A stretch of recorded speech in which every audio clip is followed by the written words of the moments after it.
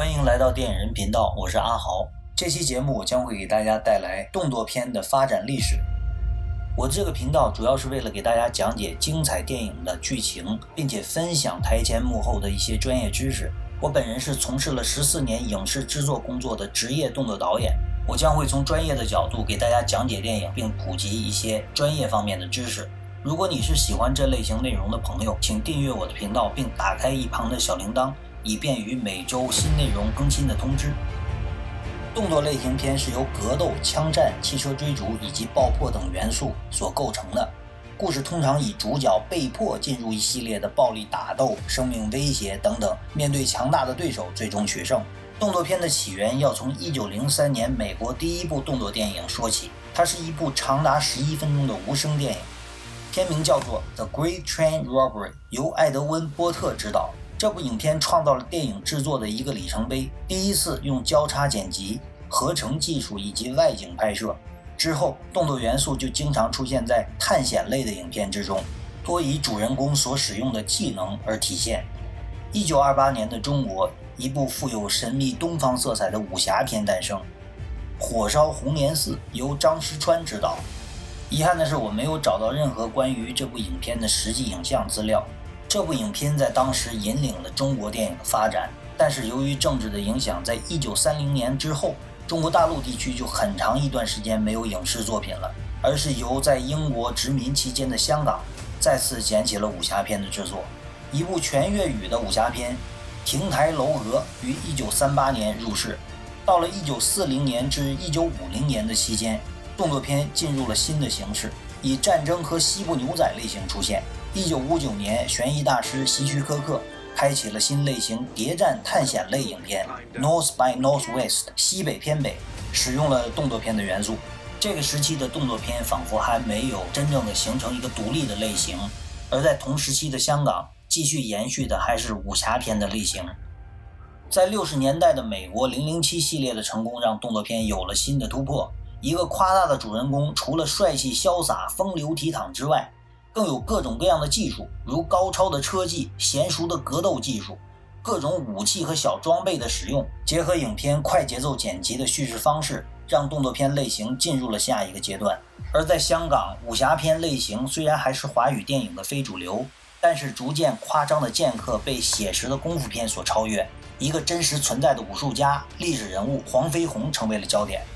在进入70年代之前，演员关德兴老师扮演了大概有100部黄飞鸿，他的动作设计写实落地，深刻的儒家思想表达成为了香港几代人的英雄形象。在60年代进入下半场，香港邵氏开启了新武侠的时代。1965年翻拍了经典的《火烧红莲寺》，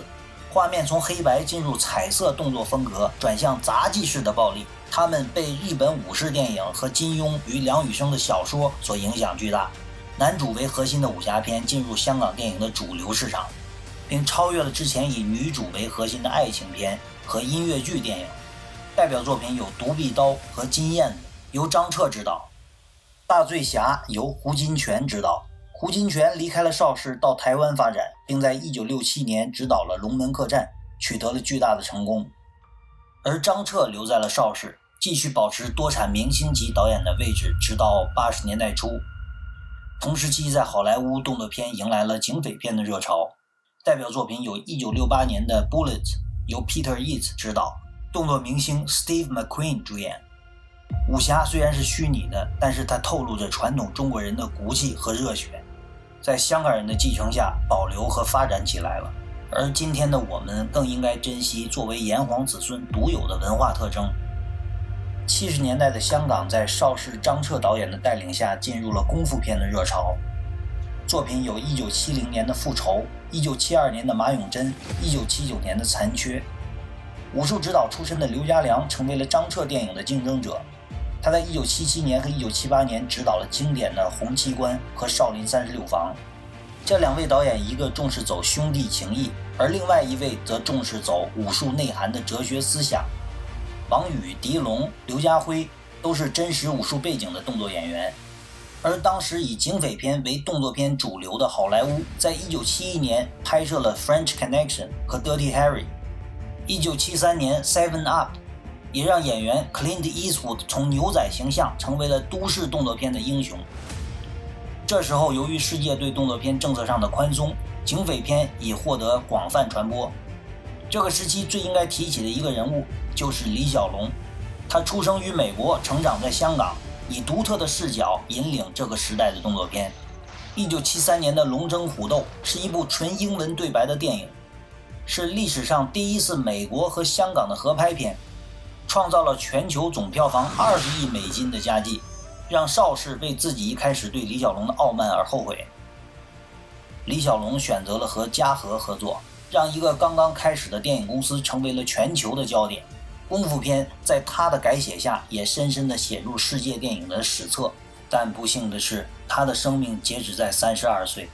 在70年代后期，电影行业一直在寻找下一个李小龙，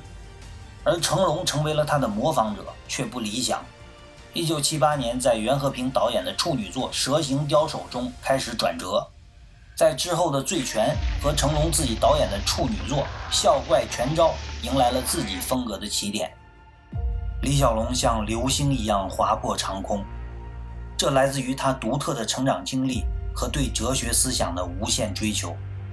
所以单独的演员或武术运动员是无法达到他的境界的。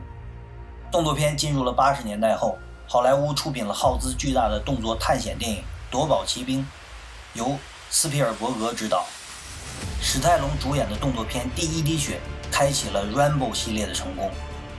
而施瓦辛格主演的科幻动作片《终结者》也脱颖而出。一直到1988年由 Bruce Willis 主演的《虎胆龙威》，让动作片的主人公拥有不想成为英雄的人性化设计。而在同时期的香港，动作片进入了成龙的时代，他在电影中亲自完成危险的动作特技场面，从1982年的《龙少爷》、1983年的《A 计划》到1985年的《警察故事》。除了高难动作之外，影片加入了更多的高危特技，如剧中人物被击中后过程多为危险的高难动作，结合了车戏、爆破等元素，让成龙的电影独具一格。而在80年代的下半旬，吴宇森电影《英雄本色》的暴力美学也给好莱坞带来了巨大的影响，吴宇森开始转入好莱坞的市场。到了90年代后，动作片开始更多利用电脑特效的技术，将影片的视觉效果提升到了下一个境界。好莱坞发觉成功的动作片项目是可以继续挖掘和拍摄续集的，于是像007系列和警探哈利开始进入更多的续集制作。在90年代末，好莱坞邀请了香港的动作导演袁和平到好莱坞拍摄《黑客帝国》，并将东西方的动作片元素进行了最大程度的融合。进入2000年后，动作片虽然可以在中等制片成本的范围内蓬勃发展，但它需要和其他类型进行融合，如《星际迷航》和《星球大战》等都是将动作片元素融到科幻类型片内发展。而在这种环境下，《黑客帝国》的成功彻底颠覆了动作片，并将它推入了一个新的时代。该片中对东西方动作元素的融合，启发了很多的电影人。之后，克里斯托夫·诺兰的蝙蝠侠系列就借鉴了这种形式，一个西方文化背景的主人公拥有了东方忍者的技能特征。2010年后，更多的超级英雄类电影利用这种融合的模式来展现漫威系列，从而动作片有了真正意义的国际化。这期节目就到这里，如果你喜欢我今天做的内容，请点赞、订阅并开启小铃铛，我将会每周更新，并为您带来更多和电影相关的优质内容。